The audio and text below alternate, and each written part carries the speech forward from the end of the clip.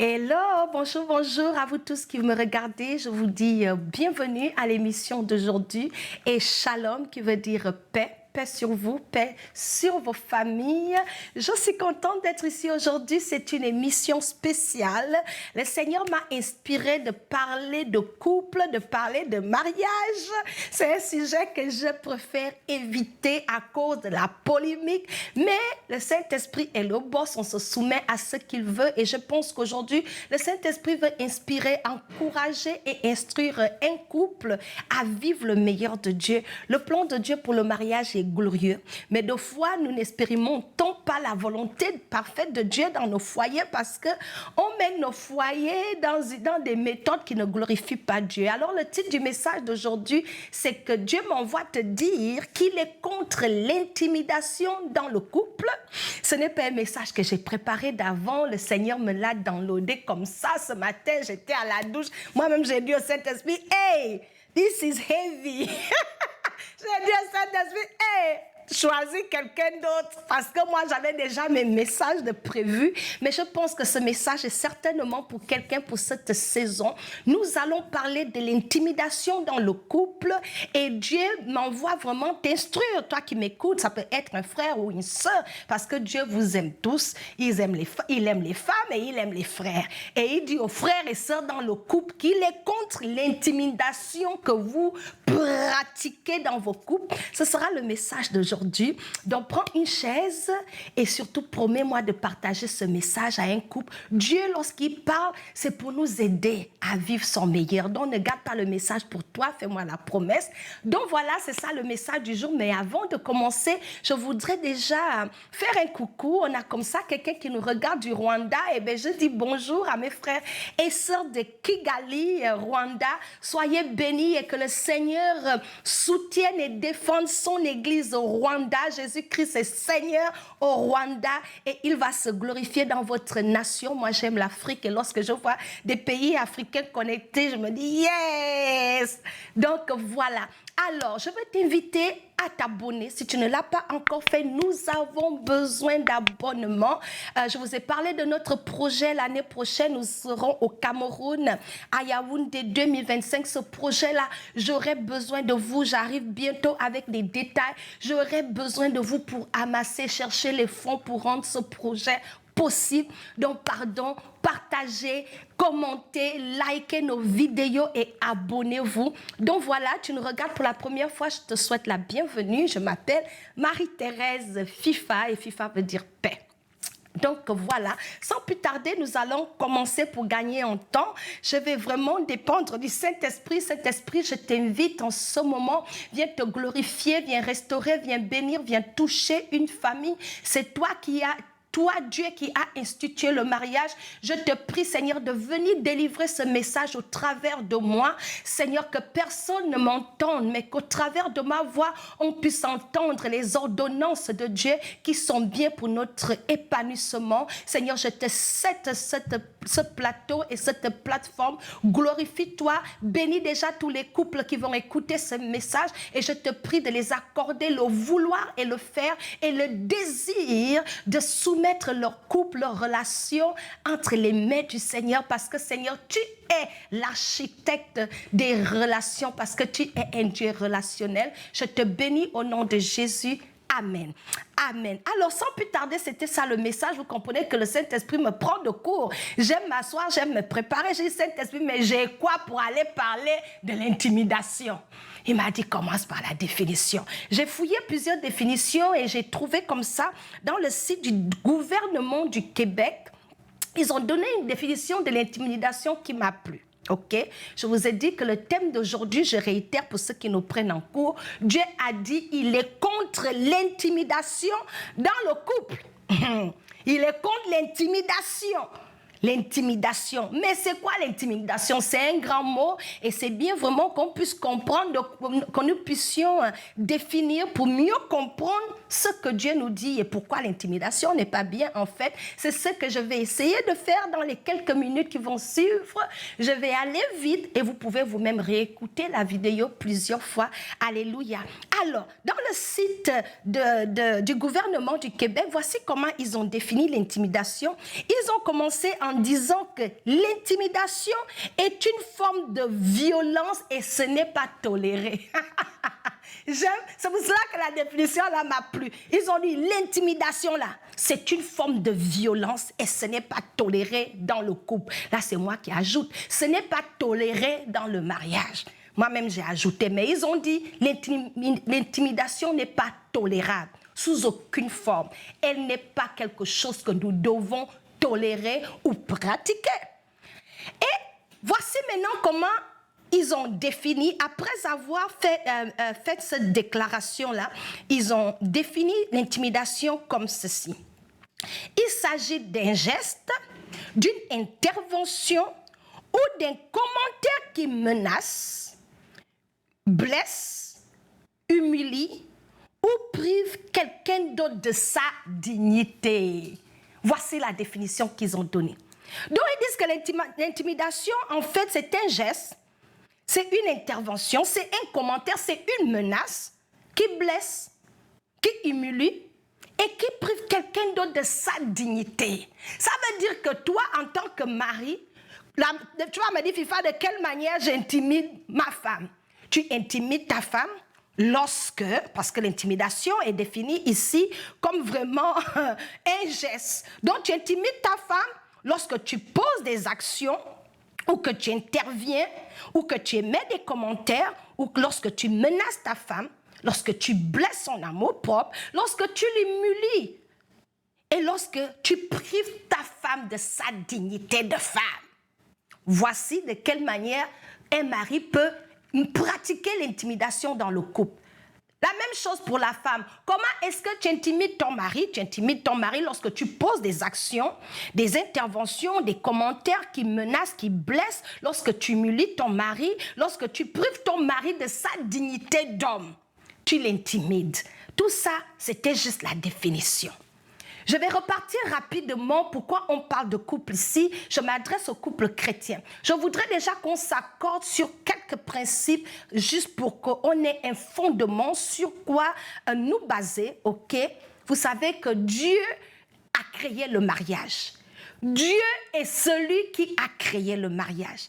Alors, la Bible nous dit dès le commencement que Dieu a créé l'homme. Et la première fois que Dieu utilise une femme négative, une phrase négative, c'est lorsqu'il a dit, il n'est pas bon pour que l'homme soit seul. Donc, Dieu, dans sa pensée, dans sa vision, était que nous ayons quelqu'un dans notre vie. Et c'est dans cet état d'esprit-là qu'il a dit, laisse-moi créer la femme, afin que la femme puisse aider l'homme. Je vais les mettre ensemble. Voici ce que Dieu a établi. C'est de cette manière que la femme est née pour compléter l'homme. Voilà le plan de Dieu. On remonte encore dans le plan de Dieu. Dans Genèse, la Bible dit que Dieu nous a créés à son image, l'homme et la femme. Donc, aucun des deux n'est inférieur. Dieu, en créant l'homme, en créant la femme à son image, ça veut dire à l'image de Dieu, la même valeur qu'il porte pour l'homme, c'est la même valeur qu'il porte pour la femme. Donc, aux yeux de Dieu, l'homme et la femme sont égaux. Il n'y a pas un être qui est supérieur à l'autre en termes de considération parce que Dieu nous a créés à son image, l'homme et la femme. Et ensuite, il a mis l'homme et la femme ensemble pour se compléter. Ça, c'est le plan de Dieu. Et en parlant du mariage, Dieu, dans le livre de 1 Corinthiens, ici, on va lire 1 Corinthiens chapitre 13. Est-ce qu'il faut que j'aille là-bas? Non, nous allons commencer par Éphésiens. Je suis juste en train d'amener des fondements. Ensuite, je vais élaborer. Restez avec moi, soyons dans la parole. Nous allons rapidement ouvrir nos Bibles et nous allons lire Éphésiens chapitre 5. Nous allons commencer au verset 22 et nous allons finir au verset 29. C'est un peu long, mais vous allez lire avec moi. C'est très important de placer cette fondation-là. Alors, donc l'homme, après avoir créé, Dieu, après avoir créé l'homme et la femme, il a donné des rôles bien établis, le jeu que chacun devait jouer dans leur vie de couple, d'époux. Je parle ici des couples mariés qui vivent ensemble. Donc Dieu a dit, je n'ai pas juste créé le mariage pour le folklore. Lorsque j'ai créé le mariage, j'ai aussi créé le mode de fonctionnement et la position de l'un et de l'autre. Très bien, nous tous on connaît la position, je vais quand même lire. Alléluia. La Bible dit, femme, Soyez soumises à vos maris comme au Seigneur. Donc, Dieu donne à la femme ici, ta responsabilité auprès de ton mari, c'est d'être soumise. Il s'est arrêté. Et il explique pourquoi tu dois être soumise à ton mari. Il dit, car le mari est le chef de la femme comme Christ est le chef de l'Église, qui est son corps et dont il est le sauveur. Or, de même que l'Église est soumise à Christ, les femmes aussi doivent l'être à leur mari en toutes choses. Mari. Maintenant, là, il va donner la responsabilité du mari, le rôle du mari dans le couple. On a vu ici que Dieu l'a mis clair. Il a dit que l'homme, ton travail, il faut aimer ta femme. Il a dit à la femme, ton travail, c'est de te soumettre à ton mari. Là, il descend autour de l'homme. Il dit, Marie, aimez vos femmes comme Christ a aimé l'Église et s'est livré lui-même pour elle, afin de la sanctifier, alléluia, par sa parole, après l'avoir purifiée par le baptême d'eau, afin de faire paraître devant lui cette Église glorieuse, sans tache, ni ride, ni rien de semblable, mais sainte et irrépréhensible. C'est ainsi que les maris doivent aimer leurs femmes comme leur propre corps. Celui qui aime sa femme s'aime lui-même. Celui qui aime sa femme s'aime lui-même. Car jamais personne n'a haï sa propre chair, mais il la nourrit et en prend soin, comme Christ le fait pour l'Église. Je bénis la parole de Dieu. Donc, vous avez vu les deux fondements, les responsabilités de chacun. Alléluia. Je vais m'arrêter là pour le moment. Maintenant, je vais élaborer un tout petit peu. Le concept de soumission, femmes, soyez soumises à vos maris, ça a tellement été bafoué vraiment par la populace, par qui le veut. Ça a été bafoué et on a sorti ce concept-là du contexte. On a fini de manipuler ce concept pour arranger qui le veut. Parce que lorsque Dieu parle de soumission ici, c'est tombé dans une interprétation qui définit la soumission comme l'esclavage. La soumission comme, parce que la femme doit être soumise, tu es devenu mouton, tu n'as pas de droit, tu n'as rien à dire, tu dois endurer tout, tu es mouton, en fait, tu n'es rien. On a réduit le rôle de soumission de la femme à un être mineur qui n'a pas de jeu à jouer, qui n'a pas autre rapport que d'être soumise. Donc le mot soumission a été désabusé et abusé de toute forme lorsqu'on le sort du contexte de la parole de Dieu, parce qu'on s'attend à ce que les femmes soient soumises. Oui, c'est très bien d'être soumise, c'est la volonté de Dieu que nous soyons soumises. Le problème n'est pas la soumission. Lorsqu'on regarde, ok, ça c'est, il faut reconnaître que c'est malmené, manipulé. Les femmes, Dieu veut que nous soyons soumises à nos maris. Ça veut dire quoi? Dieu voudrait qu'on respecte nos maris. Lorsque tu ne respectes pas ton mari dans la maison, lorsque tu ne respectes pas dans ton mari et lorsque tu n'es pas soumise à ton époux, bibliquement parlant, tu es en train d'intimider ton mari parce que tu es en train de jouer un rôle que Dieu ne t'a pas donné. Comment est-ce que les femmes manquent d'être soumises? On manque d'être soumises lorsqu'on est rebelle à nos époux, lorsqu'on ne les écoute pas, on n'écoute pas leurs instructions, on ne fait pas ce qu'ils nous demandent, on ne les respecte pas.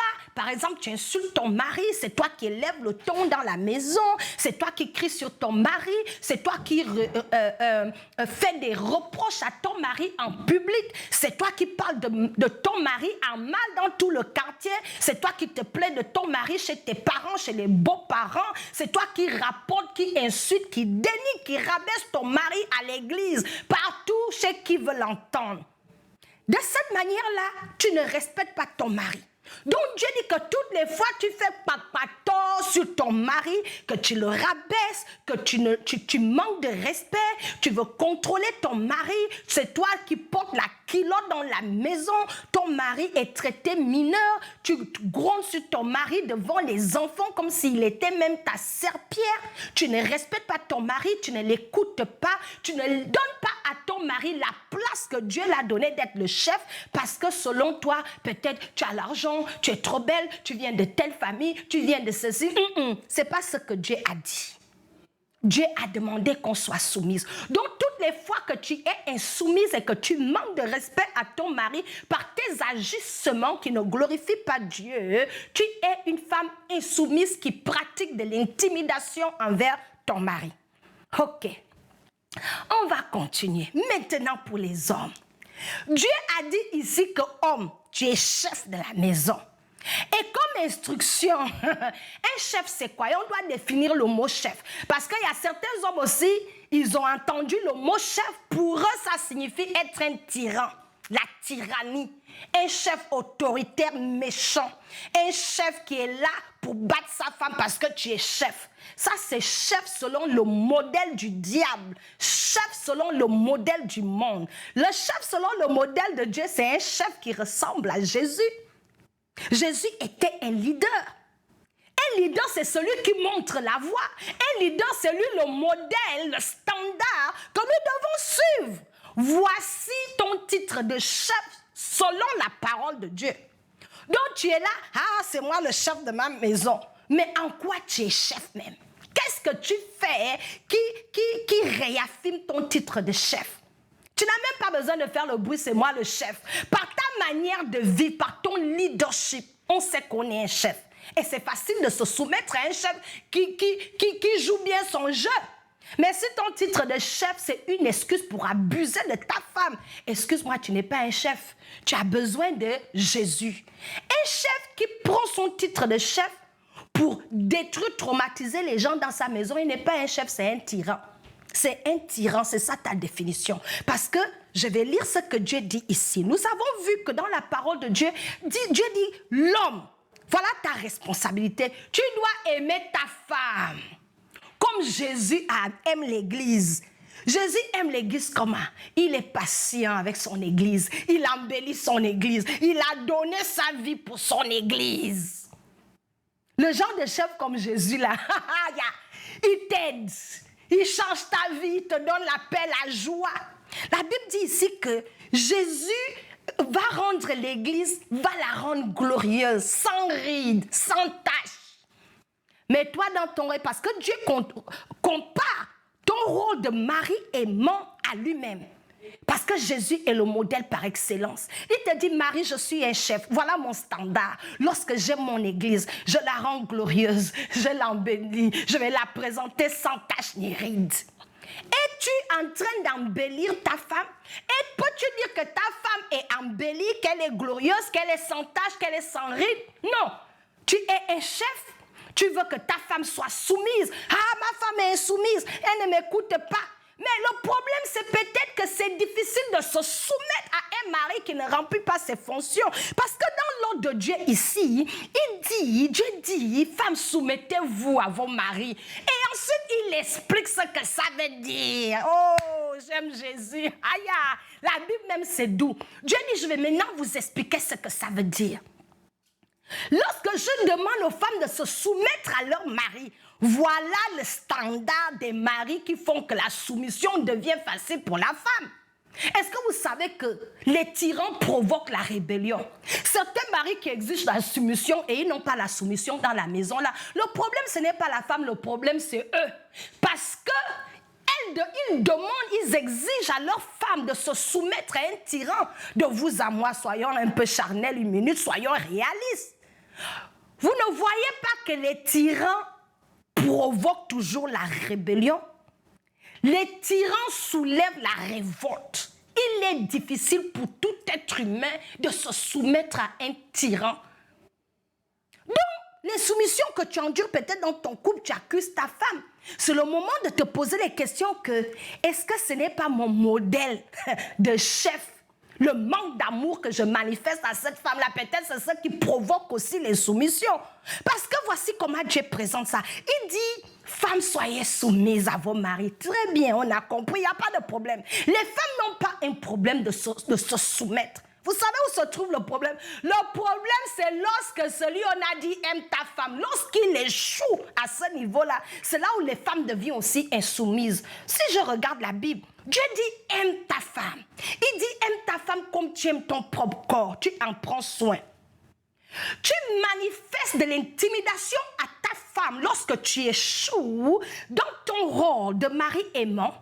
Il y a des hommes, l'attention tu ne donnes pas à ta femme. Tu es mauvais, tu es dans la maison, tu vis que pour toi-même.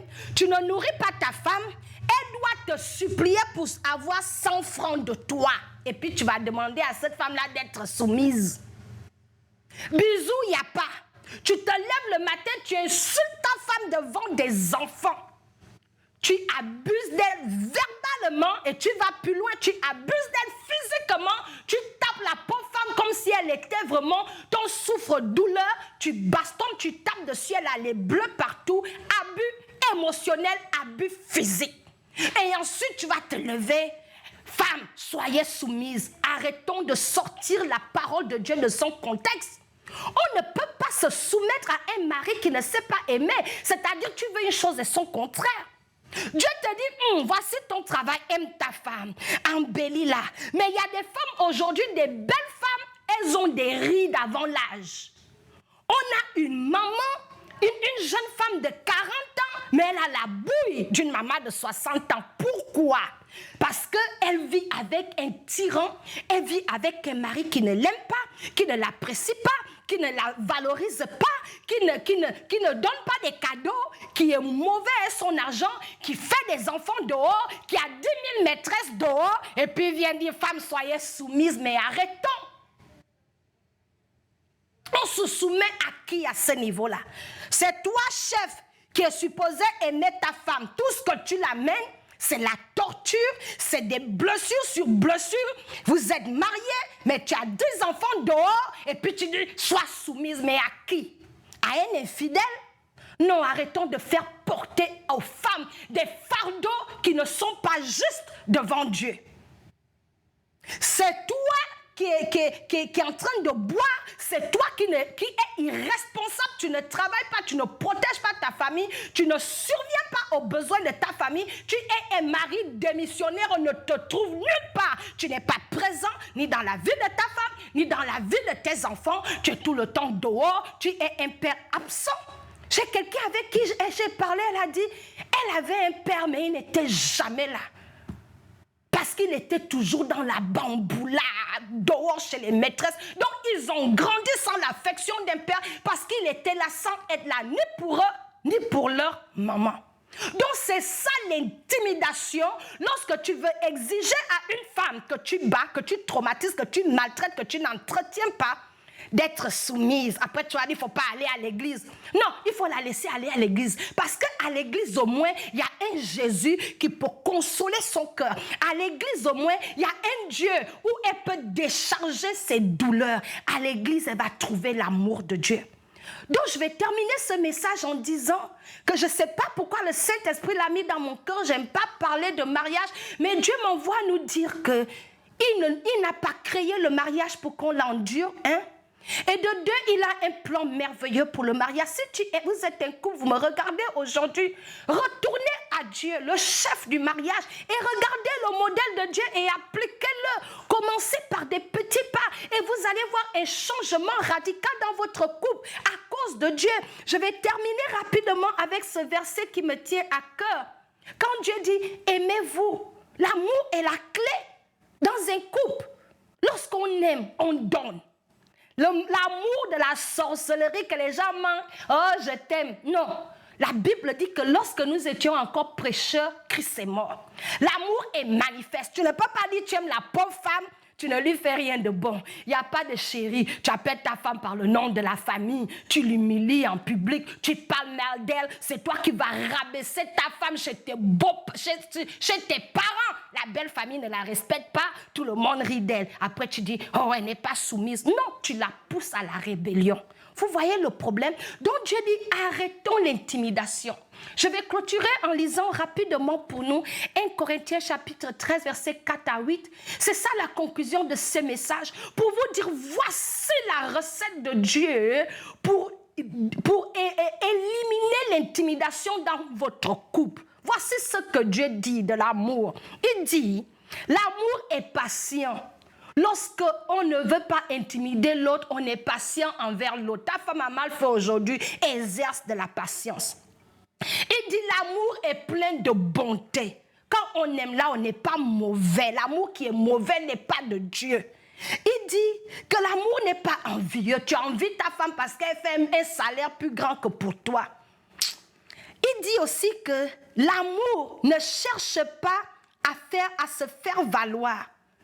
Dans une autre version, ça dit l'amour ne cherche pas juste son propre intérêt. Lorsque tu es en amour et que tu vis avec ta femme ou ton mari, tu n'es pas juste là pour te servir, mais tu te donnes. L'amour ne cherche pas juste son intérêt, mais l'intérêt de l'autre, l'intérêt de ton partenaire. Qu'est-ce qui peut faire plaisir à ma femme? Qu'est-ce qui peut faire plaisir à mon mari? Alléluia. La Bible dit ici que l'amour ne s'enfle pas d'orgueil. Tu es avec ton conjoint ou ta conjointe, tu es plein d'orgueil. Tu ne vas pas parler à ta femme une semaine, 1 mois, 3 mois. Tu dors au salon. Hey, ce n'est pas de Dieu. Ce n'est pas de Dieu. Cet orgueil qui fait que vous devenez ennemis dans le foyer. Ce n'est pas de Dieu, c'est diabolique. C'est diabolique. Rekabasatayaba. La Bible dit qu'il ne fait rien d'inconvenant. Alléluia. Il ne cherche pas son propre intérêt. Il ne s'aigrit pas contre les autres. Il ne trame pas dans le mal. L'injustice l'attriste. Mais l'amour se réjouit de la vérité. Vous êtes dans un couple, vous mentez l'un à l'autre, tu vas cacher ton salaire à ta femme, tu vas pas... Non, vous vivez dans le mensonge, tu étais où j'étais au travail, tu étais chez la maîtresse. Le mensonge dans le mariage détruit la confiance et l'amour. Le mensonge est une forme d'intimidation lorsque vous vous mentez mutuellement. La Bible dit qu'en toute occasion, il pardonne. Ta femme a demandé pardonne, pardonne. Ton mari a demandé pardonne, pardonne. Il fait confiance, il espère tout, il persévère. L'amour ne périt pas, l'amour n'a pas de fin. Donc l'amour, selon le modèle de Dieu, est un amour qui vise à nous donner de l'épanouissement. Alléluia.